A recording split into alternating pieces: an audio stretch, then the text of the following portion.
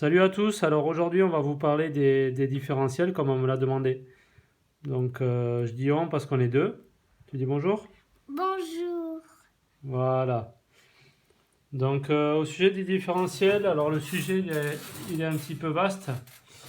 Donc je vais vous expliquer un petit peu moi comment je fais. Après chacun fait un petit peu comme il a l'habitude. Mais bon voilà, c'est pour vous expliquer un petit peu. Alors d'abord pour le différentiel, ben, vous avez pas mal de... Vous avez bien sûr l'axe avec les petites flasques. Vous avez les rondelles Belleville. Vous avez ben, bien sûr, hop, dans l'ensemble du diff, la couronne, la butte à billes à l'intérieur, des roulements, etc. Il y a pas mal de choses qui constituent le diff. Alors pour moi, pour faire un diff on va dire qui soit bien, ce que je fais, déjà, c'est que mes flasques, par exemple, les petites flasques qui vont sur les hubs, au départ, je le mets dessus comme ça, je prends du papier à l'eau. Alors là, c'est du 400, mais bon, normalement, c'est pour la vidéo, mais sinon, je prends du 800 pour commencer. Je mets ma flasque dessus, et là, je viens frotter sur quelque chose de bien, bien, bien plat, en tenant bien mon papier, et je viens faire des petits ronds pour en fait aplanir ma flasque parfaitement. Donc, je commence avec du 800. C'est du 800 à l'eau, donc je mets quelques petites gouttes d'eau, je tourne un petit peu, et ensuite je passe avec du papier du 1200 ou 1400, 1600. Je vais pas au-delà, puisqu'en fait j'ai remarqué qu'en fait ça servait à rien d'aller au-delà du 1600, ça sert plus à rien. J'ai déjà essayé jusqu'au 2500, mais en fait ça fait une finition presque chromée, mais en fait c'est pas mieux. Donc en fait vous pouvez vous arrêter aux alentours des 1400, 1500, c'est très bien.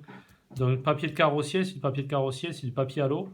Donc vous mettez un petit peu d'eau à chaque fois, tac, vous faites un petit peu, vous tournez en faisant des petits cercles comme ça. Chaque fois, moi je fais tourner un peu le hub, tac, parce que des fois on a tendance à faire des appuis un peu plus forts d'un côté que de l'autre. Je tourne et je passe tout au papier à l'eau comme ça. Alors je le fais quand mes flasques sont neuves, je le fais aussi quand elles sont usées, quand elles sont un petit peu marquées comme ça, là on voit des petites traces des billes. Je le refais jusqu'à ce qu'il n'y ait plus la trace. Donc au bout d'un moment, la flasque, il faudra quand même la changer. Mais ça permet de refaire un diff correct à chaque fois. Donc ça, c'est au sujet des flasques.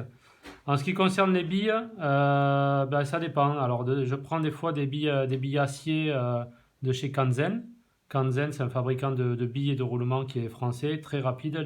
C'est sûrement parmi les meilleures billes du monde, en fait. Donc, ils font des très bonnes billes. Alors, il y a les Kanzen en acier, comme billes, qui sont très très bien. Et ensuite, vous avez aussi les céramiques, puisqu'ils font les billes céramiques. Donc, bon, moi, tous mes diffs actuellement, ils sont avec les billes céramiques de chez Kanzen. Voilà. Ensuite, dans votre diff, vous allez avoir une butée à billes. Alors là, j'ai pas de butée à billes sous les mains. La butée à billes, en fait, si vous voulez une très bonne butée à billes, pour moi, la Phoenix, et puis il y a d'autres marques qui font les mêmes, c'est a priori la meilleure butée à billes qui puisse exister. Donc chez Phoenix, vous avez la butée à billes qui est adaptable sur tous les axes IRS. Alors selon le montage de votre axe, de temps en temps, il faut enlever une rondelle ou rajouter une rondelle pour être à la bonne longueur et pouvoir bien serrer votre diff. Ensuite, vous avez les petites rondelles Belleville. Alors ça dépend des diffs. Il y en a qui en mettent 3, il y en a qui en mettent 5. Moi, il y a même un diff où j'en ai qu'une et ça marche très très bien comme ça. Voilà, généralement, 3 rondelles, c'est très bien. C'est ce que je mets sur ma Phoenix, par exemple. Ça marche très bien. Ce qu'il faut, c'est vérifier régulièrement que vos rondelles soient encore bien incurvées. Vous voyez que c'est des rondelles quand même, je ne sais pas si on les voit, mais c'est des petites rondelles qui sont coniques. Donc vérifiez bien qu'avec le temps, elles ne se soient pas mises toutes plates en fait. Donc les rondelles, c'est à changer assez régulièrement.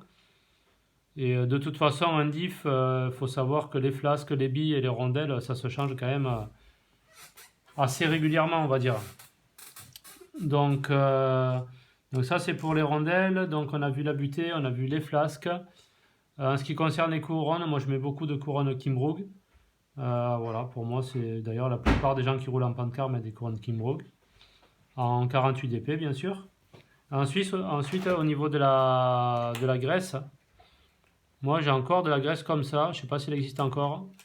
C'est la graisse de diff habille Coralie. Donc c'est une graisse qui est comme ça, je vais vous la montrer. Hop. Elle est un petit peu transparente. Alors j'utilise un peu celle-là. Et actuellement, j'utilise beaucoup celle-là. C'est la marque Molykote. C'est une marque américaine. Alors il y a plusieurs, là c'est la 111 que j'ai en ce moment. J'en teste plusieurs. Et en fait, voilà, c'est une graisse. Hop, je sais pas si on va la voir. Vous voyez, c'est à peu près similaire à ça. À part qu'elle est un petit peu plus épaisse.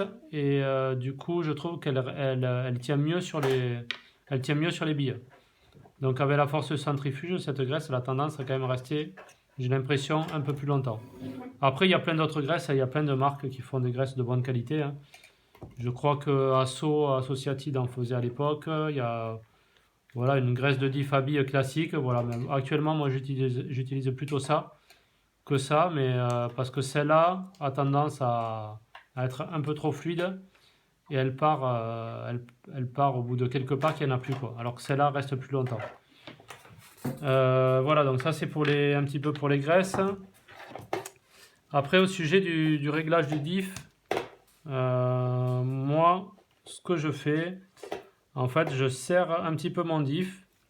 Déjà, ce qu'il faut savoir, c'est que généralement, avec les moteurs modernes, il y a un peu d'aimantation. Si vous tournez une roue et que ça entraîne directement la couronne avec votre moteur, c'est que déjà, vous pouvez vous dire que votre diff, il est beaucoup trop réglé. Vous voyez, moi, quand je tourne comme ça n'entraîne pas du tout. Et à la limite, je peux presque lancer ma roue un petit peu. Elle ne s'arrête pas de suite. Alors, ce qu'on faisait à l'époque, c'est vrai qu'on tenait les deux roues de cette manière. Et on essayait de tourner la couronne. Et en appuyant très très fort, si ça patinait légèrement, c'est que le diff était bien réglé. Moi, je fais plus ou moins un petit peu comme ça maintenant. À savoir que généralement, le diff, moi, je le serre un peu, je roule. Et ensuite, je le desserre petit à petit jusqu'à arriver au point de patinage quasiment.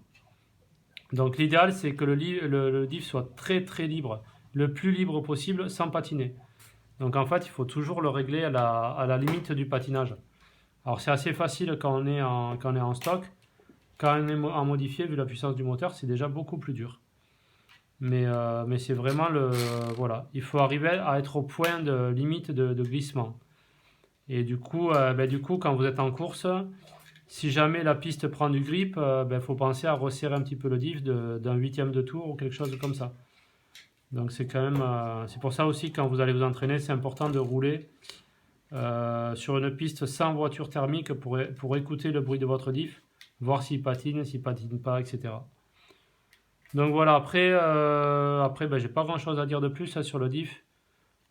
Pour moi, de toute façon, le diff c'est bicéramique, la butte à billes de chez Phoenix, et puis ensuite une bonne graisse. Voilà, moi pour le moment c'est celle-là.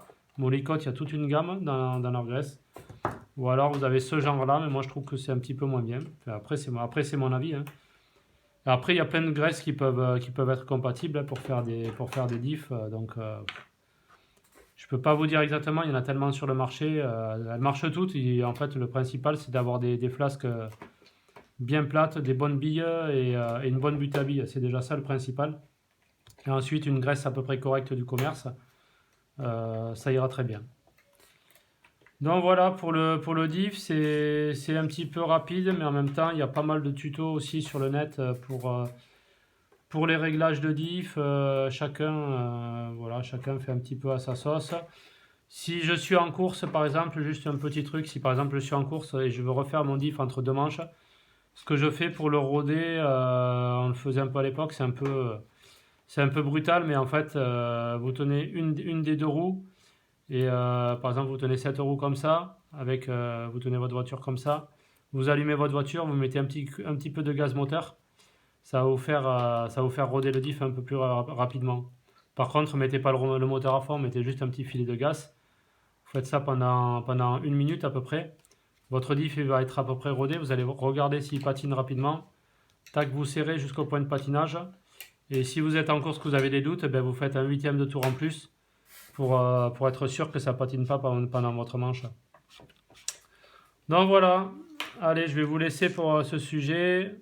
À mon avis, vous allez pouvoir commenter largement, puisque chacun utilise des graisses différentes et des techniques différentes. Voilà. Merci de m'avoir écouté. À plus tard. Ciao.